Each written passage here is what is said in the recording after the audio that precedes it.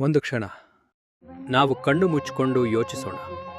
ಇವತ್ತು ನಾವು ಇಷ್ಟು ಸ್ವತಂತ್ರವಾಗಿ ಬದುಕ್ತಿದ್ದೀವಲ್ಲ, ಈ ಸ್ವಾತಂತ್ರ್ಯ ನಮಗೆ ಇಷ್ಟು ಸುಲಭವಾಗಿ ಸಿಕ್ಕಿದ್ದಲ್ಲ.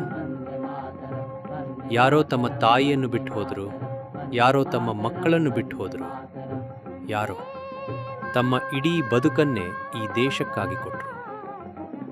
ಅವರಿಗೆ ತಾವು ಗೆಲ್ಲುವ ದಿನವನ್ನು ನೋಡೋ ಅವಕಾಶ ಇರಲಿಲ್ಲ.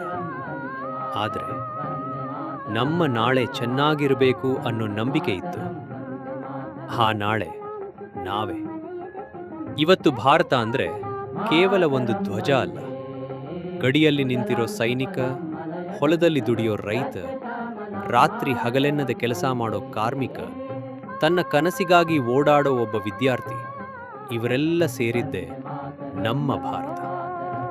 ಸ್ವಾತಂತ್ರ್ಯ ಅಂದ್ರೆ ನಮಗ್ ಸಿಕ್ಕಿರೋ ಹಕ್ಕು ಮಾತ್ರ ಅಲ್ಲ, ಅದು ನಮಗ್ ಕೊಟ್ಟಿರೋ ಜವಾಬ್ದಾರಿ ಕೂಡ. ಅವರು ನಮಗೆ ಒಂದು ಸ್ವತಂತ್ರ ಭಾರತ ಕೊಟ್ರು. ನಾವು ಮುಂದಿನ ಪೀಳಿಗೆಗೆ ಯಾವ ಭಾರತವನ್ನ ಕೊಡ್ತೀವಿ?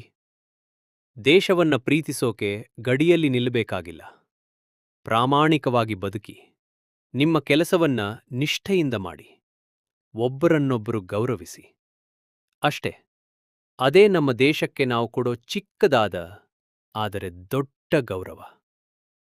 ಸ್ವಾತಂತ್ರ್ಯವನ್ನ ಕೇವಲ ಆಚರಿಸಬೇಡಿ, ಅದಕ್ಕೆ ಅರ್ಹರಾಗಿ ಬದುಕಿ. ಜೈ ಹಿಂದ್.